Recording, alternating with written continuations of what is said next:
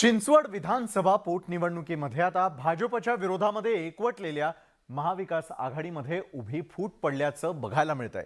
शिवसेनेचे माजी गटनेते राहुल कलाटे यांनी बंडखोरी करत थेटपणे महाविकास आघाडीच्याच उमेदवाराला आव्हान दिलंय आणि त्यामुळे आता ही बंडखोरी कुणाच्या पथ्यावर पडणार अशी देखील चर्चा सुरू झाली आहे।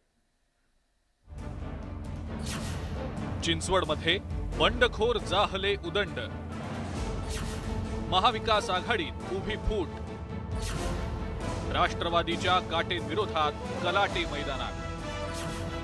चिंचवडमध्ये थेट अजितदादांना आव्हान। भाजप आमदार लक्ष्मण जगताप यांच्या निधनानंतर रिक्त झालेल्या चिंचवड विधानसभा पोटनिवडणुकीवरून राजकीय रणसंग्राम सुरू झालाय। भाजपकडून अश्विनी जगताप आणि राष्ट्रवादी काँग्रेसकडून नाना काटे यांना उमेदवारी जाहीर झाली आहे। त्यानंतर मंगळवारी काटेंनी अजित पवारांच्या उपस्थितीत जोरदार शक्तीप्रदर्शन करत उमेदवारी अर्ज दाखल केला, पण राहुल कलाटेंच्या बंडखोरीला रोखू शकलो नाही अशी खंतही अजित पवारांनी बोलून दाखवली।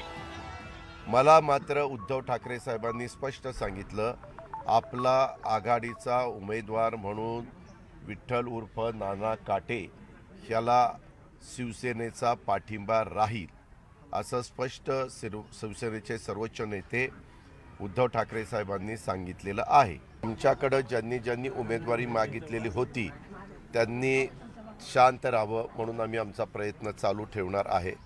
शेवटी ज्याचा त्याचा प्रश्न असतो। दुसरीकडे राष्ट्रवादी काँग्रेसचे उमेदवार नाना काटे यांनी आपल्या विजयाचा विश्वास व्यक्त केलाय।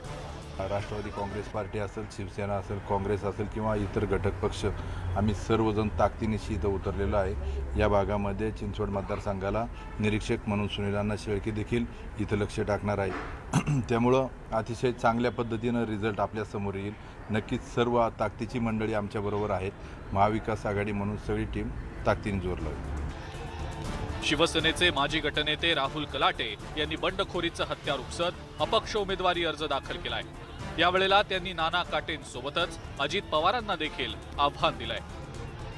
नाही, असं वाटलं होतं की अजितदादा जनभावनेचा आदर करतील, परंतु त्यांच्याकडनं बहुतेक त्यांना पिंपरी चिंचवड शहर आजपर्यंत कळलं नाही, हे काल जाणवलं। अर्थातच, परंतु ते म्हणतात की उद्धव ठाकरेचा त्यांना पाठिंबा आहे त्यांच्या उमेदवाराला।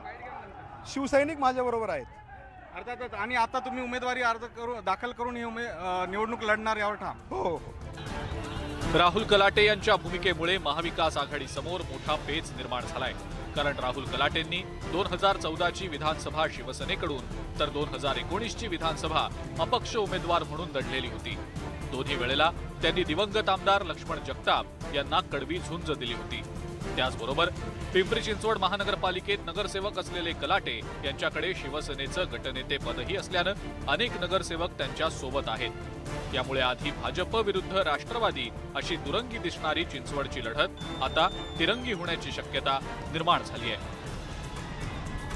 गोविंद वाकडे, न्यूज 18 लोकमत, पिंपरी चिंचवड।